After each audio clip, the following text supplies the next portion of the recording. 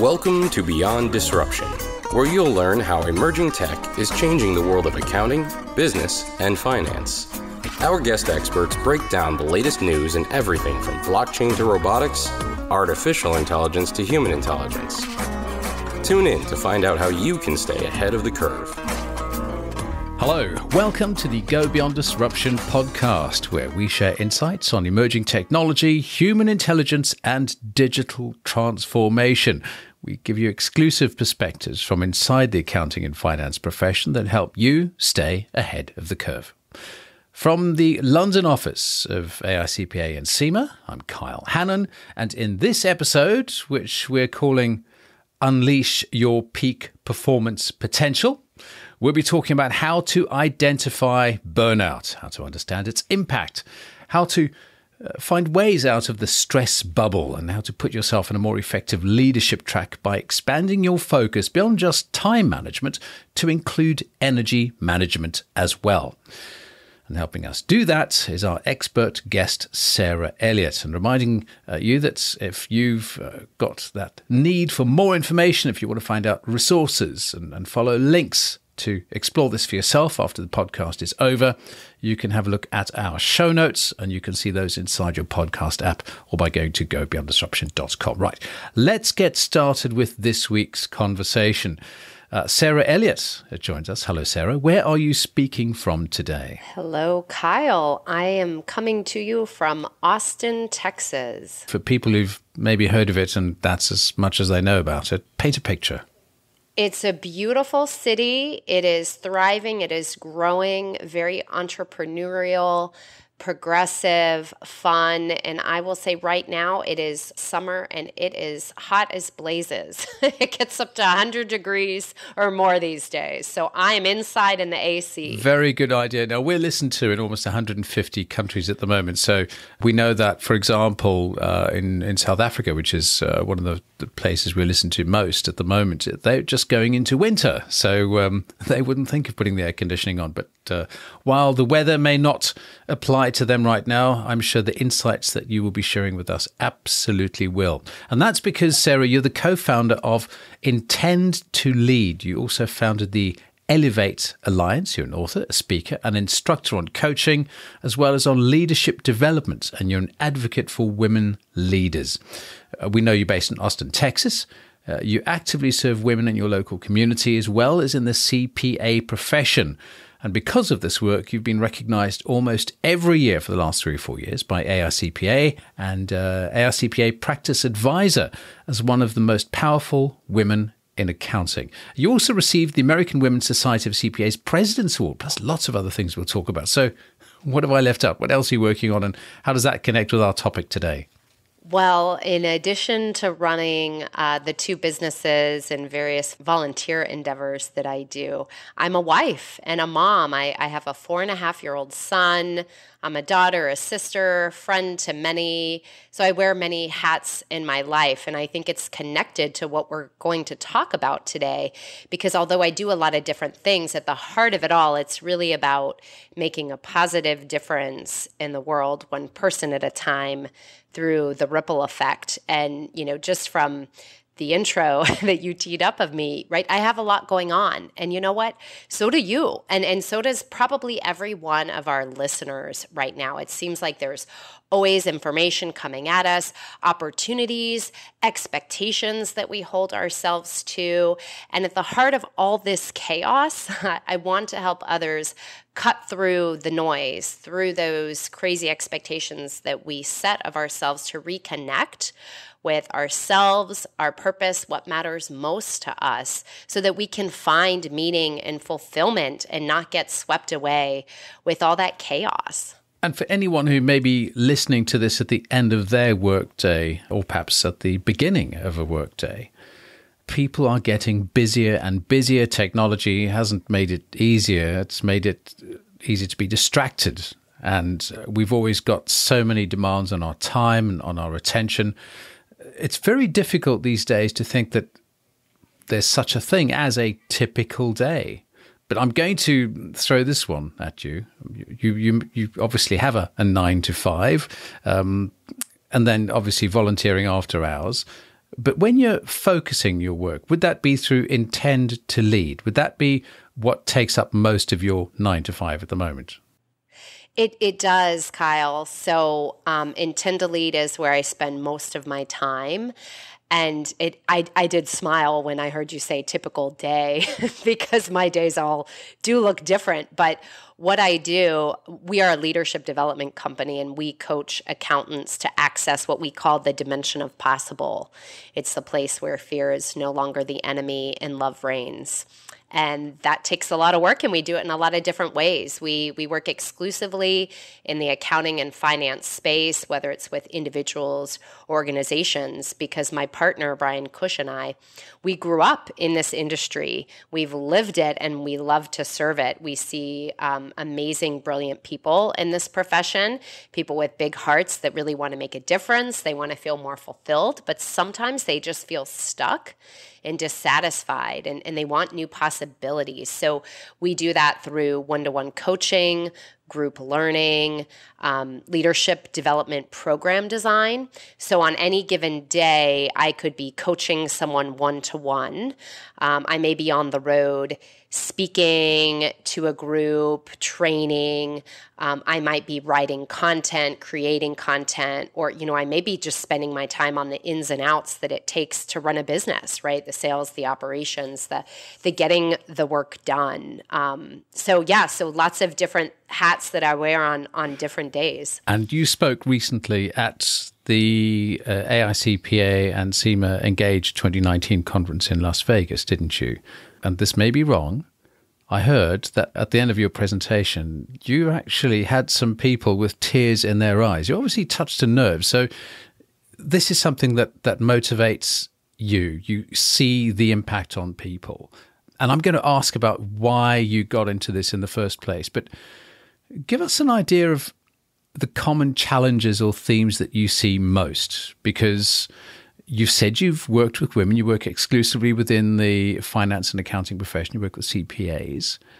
So there must be things that they share, concerns, challenges, issues. Take us behind the scenes a little and tell us what those are.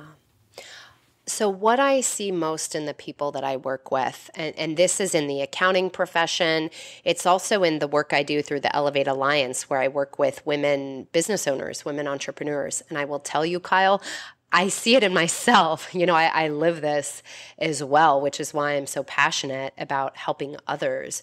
So the biggest challenge that I think we all face, and honestly, I think it's a human challenge, we get so wrapped up in working so hard and putting forth the effort to make it, whatever it is, to make it, to create success, whatever we think that is. We're working so hard on that, trying to please the people around us, to meet expectations, that we lose ourselves in the process. I think we forget why we decided to do it in the first place. We lose touch with that fire, the passion, the purpose within, and the fun of it. And so we end up working so hard to chase something that I think we forget what that is that we're chasing, and we drain ourselves. We burn out. And the thing is, when it's happening, we don't even realize it, because I think it's so normal these days. It's right. It's we just talked about it. It's not just the accountants and finance professionals I work with. It's not just the women entrepreneurs. It's not just me. I don't know about you, Kyle, but I don't know if you feel that way, but I think it's such a human thing that we're all susceptible to, especially right here, right now in this day and age with all the technology, all the noise around us. We forget ourselves in that, and we're seeking meaning and purpose and just feeling stuck and unfulfilled. And this is not focused in one part of the world or in one profession, or it's not something you only see affecting one gender, males or females, however people identify themselves. It's something which we're seeing globally. And here at the AICPA and CIMA, and here especially in a podcast called Go Beyond Disruption, we know that disruption has always been with us, but for some reason it seems to be hitting people harder. It's leaving them less space to kind of step away from the whirlwind. We know things are always changing, but in the context of the work that you've been doing, and also looking back at the awards you've been recognized with in the last 3 or 4 years, Where did you see the first big disruptions in the profession? Were they tech-driven? Were they workplace change-driven? I mean, how did those last disruptions change the organizations you were working with, say, 3 or 4 years back? Well, it's a good question, Kyle, and I'll tell you that I am not someone who focuses on the technology space. I really focus in that human space. So how I see the world is through that human lens, and what is the impact and the disruption. I mean, sure thing, technology is all over the place. It's making huge changes. But what I have noticed on the human side is there's been a big shift happening in the workforce. I see it all throughout the accounting profession, that people coming up in this profession are no longer interested in the existing model or the old model. They're not necessarily, so I'm going to talk about it with my public accounting hat on for a moment. So in the public accounting world, there's usually a path to partnership. There is a defined way to move up the ladder. You know, even in the business and industry space, there's usually a ladder that you're moving up. And what I am seeing is that people aren't necessarily interested in that ladder anymore. That they're questioning the model. They're seeking more meaning and purpose. And they're not content to sacrifice everything it takes, including their health and well-being, to get there, wherever there is. And so what I see is, on the organizational side, this creates a lot of fear, because we're afraid, right? Well, how are we going to attract these people? How are we going to keep good people? How can we keep them happy and motivate them to take over these organizations, these businesses that we've built? And I think the really scary question behind all this is we wonder, well, what if they don't want what I built?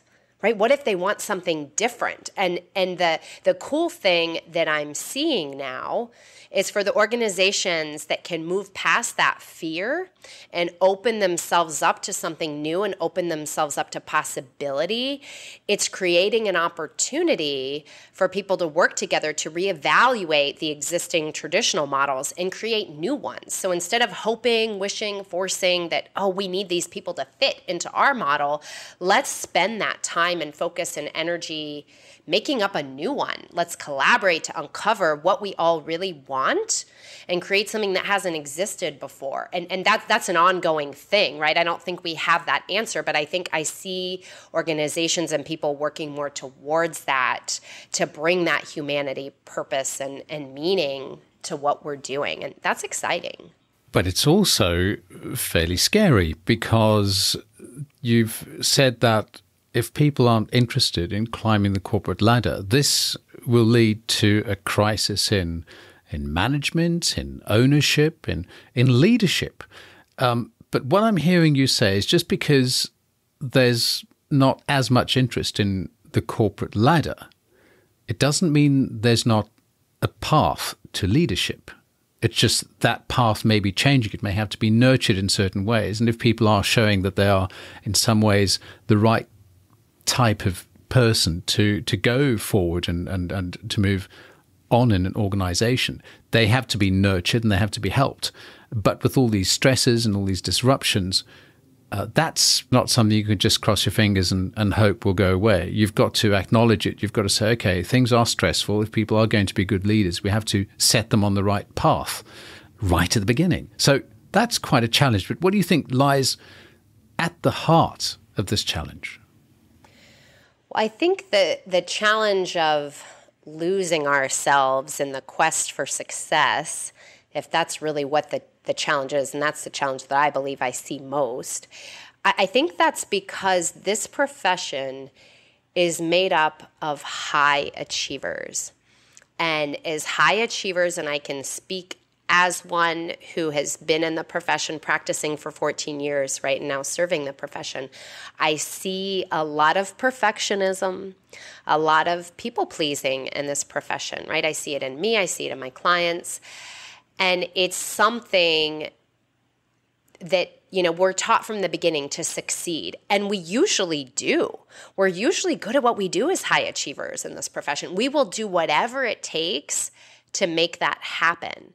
And the thing is, when we're so driven for success, we sacrifice ourselves in the process. And then add that to all these messages we get about serving others, take care of people, right? Your clients, the people you're serving. We get that at work, and then we get it at home to the people that matter to us outside the workplace. And add that to this culture, this society that's always telling us we need to be better and do more and achieve more, right? And I want to be clear, self-improvement is wonderful, right? It's awesome, and we all want to be continually growing and on this path to success. But the thing is, when a high achiever specifically is so immersed in that messaging, when we're always trying to do more and be more, it's a formula for burnout.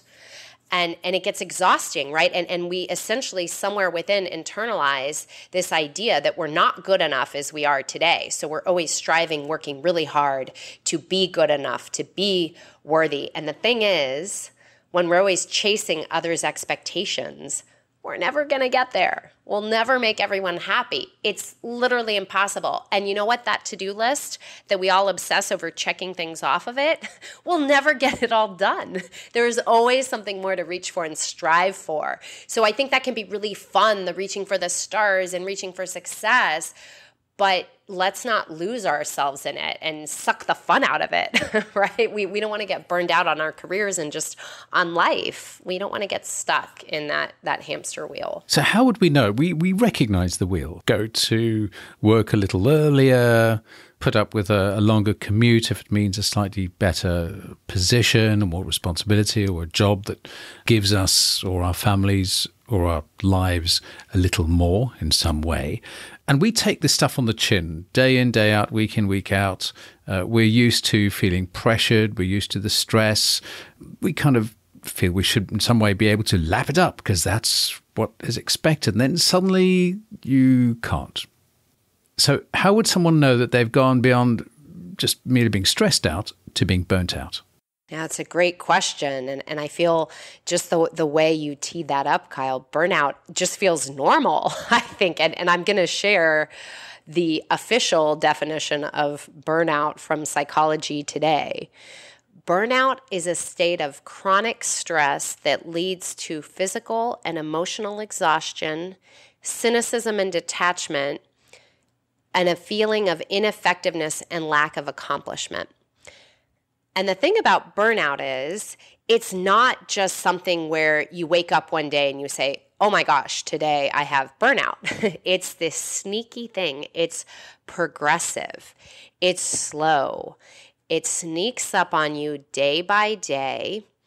And many of us don't realize it, right? Because it's just a little bit more today maybe than it was yesterday, or just a little bit more this week than last week. So we don't notice it. And just to add to that, so many of us are walking around in some state of burnout that it just feels normal. Like you said, well, isn't that what we're supposed to do? So the signs to look for, and I really encourage you to think of these on a sliding scale. So, right, it's all progressive. So there's one end when you're just at the beginning of burnout, and this other end where it's really chronic and it really truly is at risk. You are at risk. You need to get professional support and help. So one is chronic fatigue, lack of energy.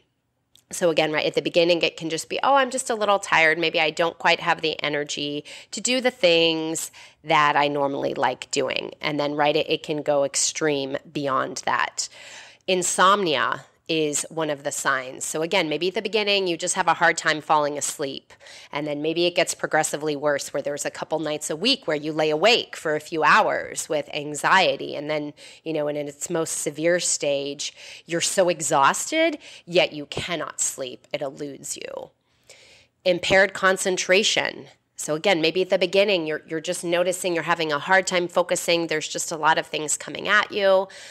Down the road, you just really feel like you can't get anything done effectively. You can have physical signs, headaches, chest pains, digestive issues, lower immunity. Because a state of chronic stress impacts your immune system, your nervous system, you're in a vulnerable state. You will maybe get sick, and it doesn't have to be big dramatic sickness. But when I was going through burnout, I was just finding myself sick a couple of weeks with a cold about once a month. I just wasn't able to protect myself. My body couldn't protect itself from all the viruses floating around. You may experience loss of appetite, mentally, feelings of anxiety, depression, irritability, maybe even anger. You're short with people that you love or people that you work with. Maybe you just blow up and you say things that you didn't want to say. Maybe you notice that you're enjoying things less. You're not able to find a lot of joy and fun in what you're doing, whether it's at work or at home. You may be experiencing pessimism. Maybe you used to be an optimist. Now the glass is always half empty. You may be feeling isolation, detachment. You want to shut your door more. You just don't have the energy to be around people as much as you used to. You may notice apathy. I just can't get into my work anymore, or these things that interest me, right? I just don't care. And ultimately, all of this leads to lack of productivity. And so because all of these signs, right, that I've lined up here, it's not just one, it doesn't have to be all of them, but the point is be on the lookout for these signs and don't fall into that trap of burnout. And don't let it sneak up on you, because these signs are actually messages from your body, from your mind, calling out to you saying, hey, pay attention to me, please. I'm here. Pay attention to me. And it's an opportunity. It's an opportunity for you to notice and say, hey, what is going on?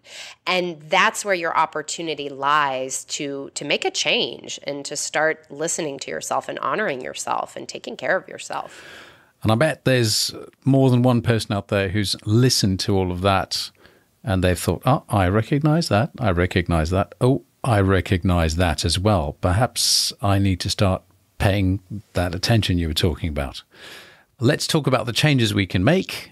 We'll be doing that in a minute or two. We'll be continuing our conversation shortly with Sarah Elliott as we discuss some more practical steps to recognize and change the disruptive effect of burnout on you or your team, and to put you on a more effective path to leadership in an organization, going beyond the time management, going to energy management. All of that is coming up in a minute. Let me just remind you that you are listening to the Go Beyond Disruption podcast. It's brought to you by the Association of International Certified Professional Accountants. These conversations with our expert guests are recorded by different members of the AICPA and CIMA team from offices around the world. So you won't always hear the same voices on our podcasts, and the sound quality as well may vary from episode to episode, but the insights will always be consistently useful. And you can find out more about this podcast and about the rest of our project at gobeyonddisruption.com. Sarah Elliott, you were talking about how the signs of burnout were really just a message from your body and mind to pay attention, but you also said it's an opportunity to notice what's going on and to make a change. So let's look at some practical steps. Let's say you're affected by these things. Maybe someone in your team, maybe you yourself. You're recognizing that a change has to be made. Opportunities lie ahead if you could actually just make the right kind of changes. So what would you say are some good ideas, some practical things that we can do? What are some things we should not overlook when trying to recognize and then recalibrate ourselves for a post-burnout career path?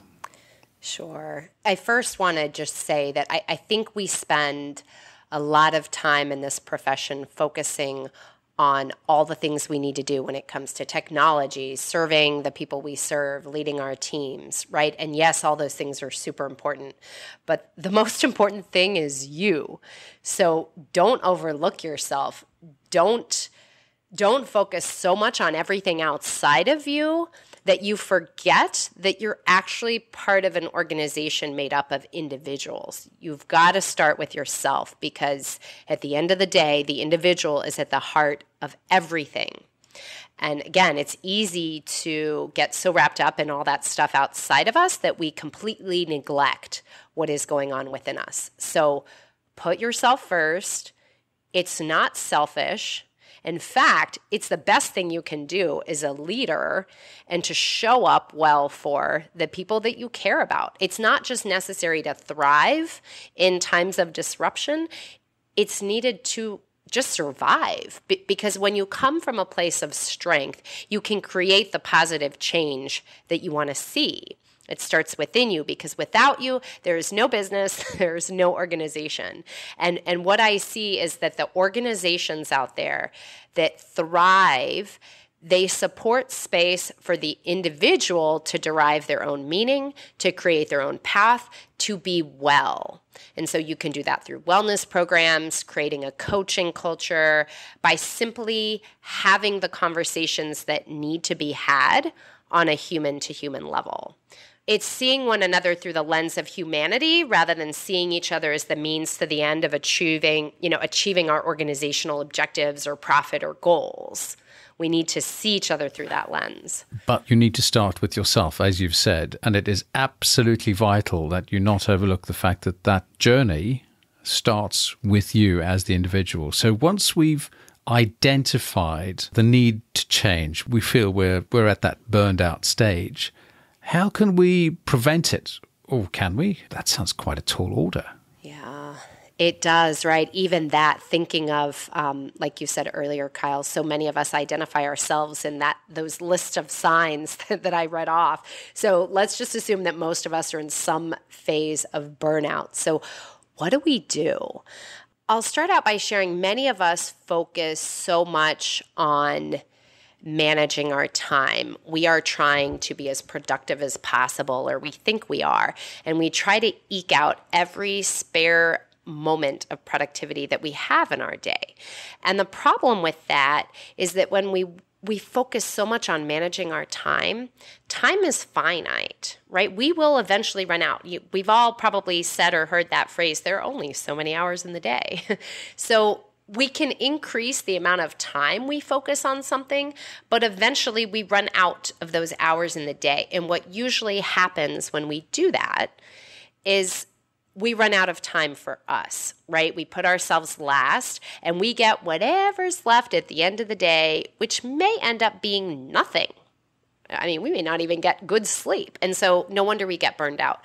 But what I encourage you to think about is saying, wow, instead of just focusing on time, what if I expand that focus to my energy? Because energy is a much more powerful resource. It's not finite. You can renew it. You can expand it. You can increase your capacity to bring energy to the things that you do. But to do that, we have to, one, understand that it requires us to put ourself and our well-being first, right? So it requires that mind shift.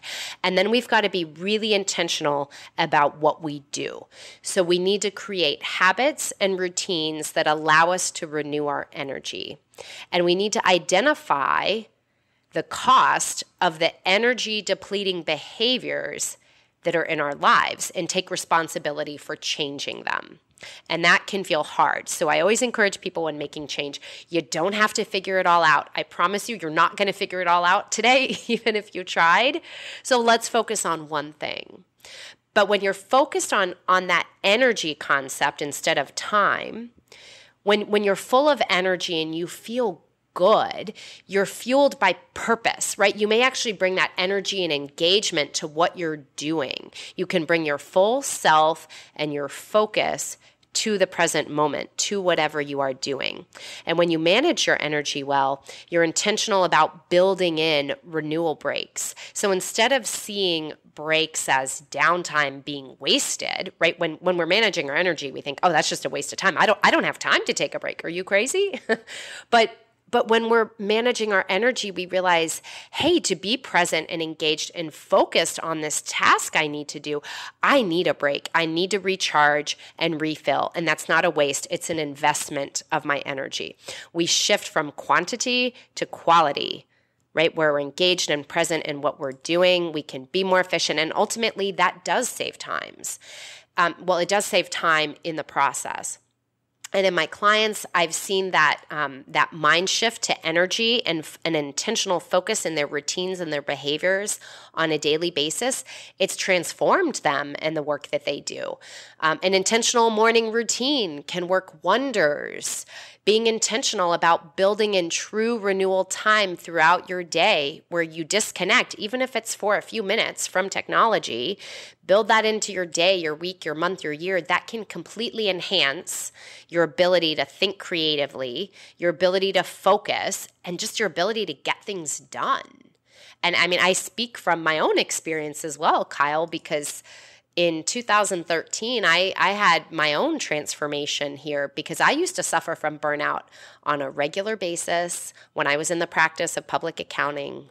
I was a workaholic. I thought the answer to getting things done was just working more. So I would crank out the hours at the expense of my well-being, at the expense of my sanity. But in 2013, I created this powerful morning routine. I became really conscious and intentional. And that was thanks to working with a coach. I was part of a group coaching program. And so I had that support and accountability around me. I started exercising in the morning. I started meditating. That created a huge shift for me. I've been meditating 6 years now, and it has changed my life. I started a gratitude practice, which completely shifted the lens through which I see the world. It shifted my relationships, my perspective on things when they get hard. My sleep got better. And the interesting thing about this morning routine was over time, it became contagious. It spread positivity and energy into other parts of my day and my life. I started paying more attention to what I was eating. You know, what am I doing with my extra time? Am I spending it watching mindless things on TV? Or could I read a book, right? I started reading amazing books. I started drinking more water, less alcohol. I started carving out more time in my day for self-development, whatever that was for me. And which theoretically, if I was so focused on my time, I used to say I don't have time for that. But what I realized was making the time somehow amplified time. It was so interesting because I was more connected with my teams at work. I could handle tough things at work better.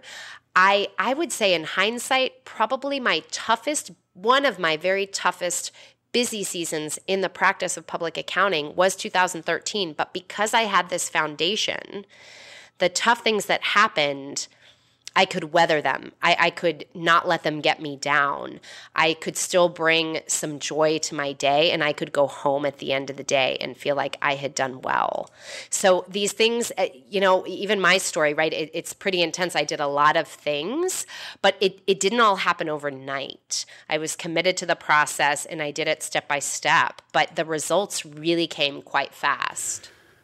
And after that morning routine you've been talking about, you saw all sorts of positive results, which led to a transformation throughout the rest of your day, which is fantastic. But now we have to think about once you get to the office, once that morning routine's done, you've arrived, you're fine, you're chilled out, you're not feeling the stress, but suddenly you're back in that busy environment. You're in that practice. Everyone's on the go all the time.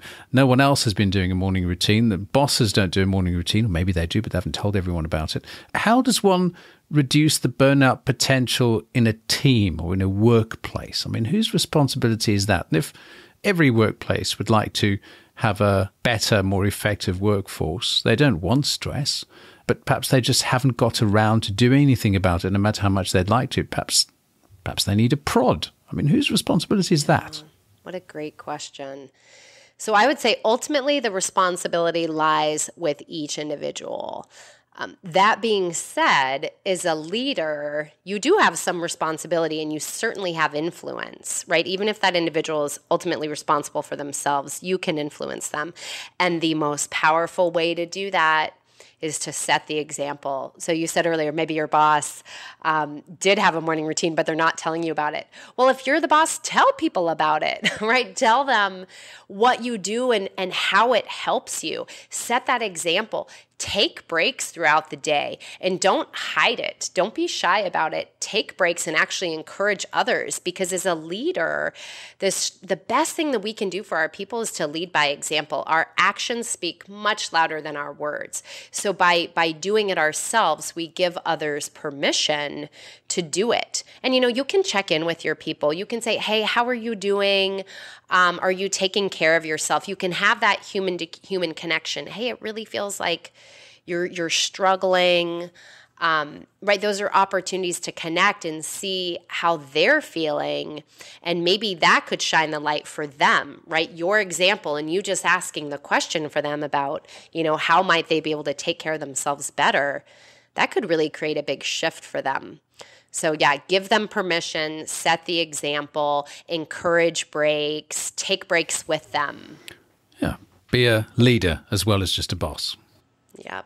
Absolutely. Yeah. They're not mutually exclusive, right? You want to be a leader before a boss, I would say, any day of the week. And by the way, you can be a leader without being a boss, right? So be a leader to all those around you, whether you're a boss or not. All right. So the next disruption, what's that going to be? What's the big change that you see lies ahead in the way that workplaces or individuals or people in the profession deal with stress, deal with burnout? How do finance professionals prepare for what's coming next? Well, I think the next disruption is here. I see it as disruption is happening all around us all the time because thanks to technology, automating the more routine aspects of what we do, those human-to-human skills are absolutely paramount to our success, right, in this radically changing environment. So those human skills, trust, empathy, authenticity, connection, those are foundational, necessary skills because at the core of everything we do, business is just humans helping humans.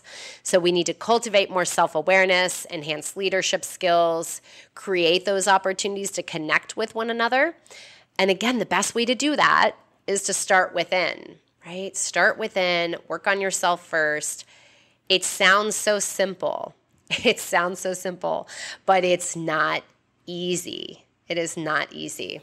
I now have to ask the question because you said it sounds so simple, but it's not easy. So go on, I'm going to push you for this. Give us something specific. What would you recommend that people can do right now to avoid losing themselves in this kind of chaos of their to-do list? You sound like you've got a plan. Yes. So I'm actually going to give you a 4-step plan. How about that? Okay. Not just one step before, but you can take them one at a time. So I challenge you to create your own personal peak performance plan. So 4 steps. Step 1, I want you to pause and just think about, maybe give yourself 60 seconds.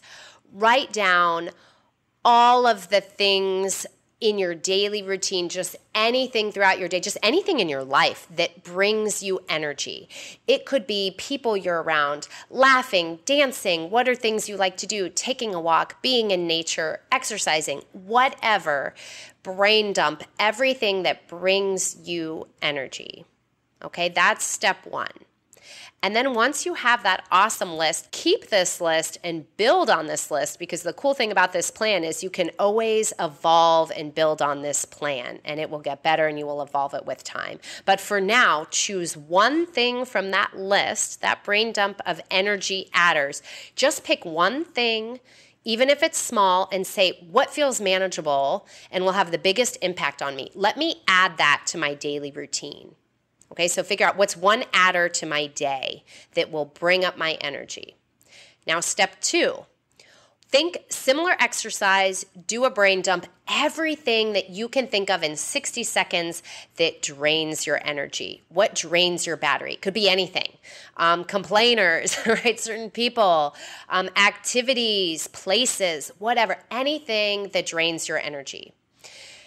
And then, similarly, right, keep that list. You can build on it later. But for now, choose one thing that feels doable, one thing that you feel you have control over that you can limit, that you can take out of your day? What's one thing that's happening right now that you can limit or replace from your day-to-day? Okay, that's step 2. And you need to do that, right? So you do step 1 and step 2. One adder, add one adder, take out one depleter. And then step 3 is, this is very important, intentionally think about where, when, how can I build renewal breaks into my day? How can I intentionally stop and take a break to recharge my energy? And I promise your brain will thank you. Your brain will work much more effectively, much more efficiently. You'll be able to focus better when you invest your time in these energy breaks. So what's one intentional thing you can do in your day to build in that break? And then the 4th step, this is just as important as all the others. Write down your answer to this question. Why is this important to you? Why does this matter? Why does this plan matter to you, and what difference will it make when you do it? That is so important to remember our why. Write it down, look at it. Remind yourself every day, this is what I committed to doing. This is important to me, and this is why. And you know what? If you need extra accountability, share this with a friend. Talk to them, right? Have them go through this process. Check in with each other, support each other in executing on this. It's so important. And I promise over time, stick with this, keep it manageable, and build on it over time, habit by habit. And I promise it will change your life. Right, I'm just making notes. That sounds simple, but for some people who may be far from pen and paper or whatever you're using to take your notes, the good news is that we'll be putting links to all of this in our show notes, but we're not done yet. Sarah, let's do some more signposting. If anyone hears that plan and thinks they want to find out more, they'd like to dig a bit deeper into this peak performance, the fighting of the burnout, the managing of energy as well as the managing of time, what are some resources that you would recommend? Where can they go online to find out more about this topic in general or about you and your work in particular? Thank you for asking this question. There's so much good stuff out there. So many things I could share. I'll just give a handful. So the Heart Math Institute, and again, we'll share links in the show notes. It has some incredible resources for stress management. There's a lot of scientific data and evidence out there that we didn't get to today, but just some really good stuff, some simple exercises you can do to manage stress in the moment to help you sleep better. And these are all free resources. It's a nonprofit. There's a great article in the Harvard Business Review called The Making of a Corporate Athlete. We'll share that. The Miracle Morning is a book I read by Hal Elrod back in 2013 that inspired my morning routine. That's awesome. We also have information and resources on our website for Intend2Lead. It's Intend, INTEND, the number 2 lead.com. We have a monthly newsletter that you can subscribe to. We have resources, ideas, blog posts. We write about these things and many other things related to leadership, so you can find us there as well. And then, as we wrap up, what is one thing you would like to leave our listeners with that you think will help them unleash their peak performance potential and go beyond disruption? Remember that you are at the heart of all of this. To go beyond disruption, you need to come from a place of strength and power. So take care of yourself. You are more important than your to-do list. You're just as important as any human being on the planet, including all those wonderful VIPs in your life. Your value as a human being far outweighs the sum of your accomplishments. So remember, right? Honor yourself. Without you, there's nothing else. Nothing else matters. When you thrive, the people around you will thrive too. So inspire them. Be the example. That is Sarah Elliott. A great place to end our conversation today, and plenty more to explore about how to unleash your peak performance potential. We'll make sure the show notes include links to all the resources Sarah's just mentioned. You can visit gobeyonddisruption.com for more.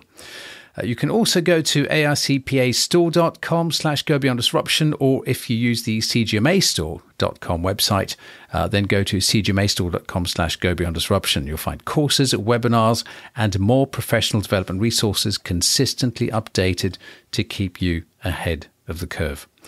From Austin, Texas, thanks again to our guest Sarah Elliott from Intend2Lead, and of course to all of our listeners, wherever they happen to be listening. From our office in the heart of London, I'm Kyle Hannon. We'll be back soon with more conversations that help you and your profession to go beyond disruption. Till next time, goodbye. Thanks for listening to this episode of Beyond Disruption, brought to you by the Association of International Certified Professional Accountants. Learn more about today's topic at AICPA-CIMA.com/disruption. This podcast is designed to provide illustrative information with respect to the subject matter covered and does not represent an official opinion or position of the Association of International Certified Professional Accountants or any of its subsidiaries or affiliates. It is provided with the understanding that the association, its affiliates, and subsidiaries are not engaged in rendering legal, accounting, or other professional services. If such advice or expert assistance is required, the services of a competent professional person should be sought. The association, its subsidiaries, and affiliates make no representations, warranties, or guarantees as to and assume no responsibility for the content or application of the material contained herein and expressly disclaim all liability for such damages arising out of the use of, reference to, or reliance on such material.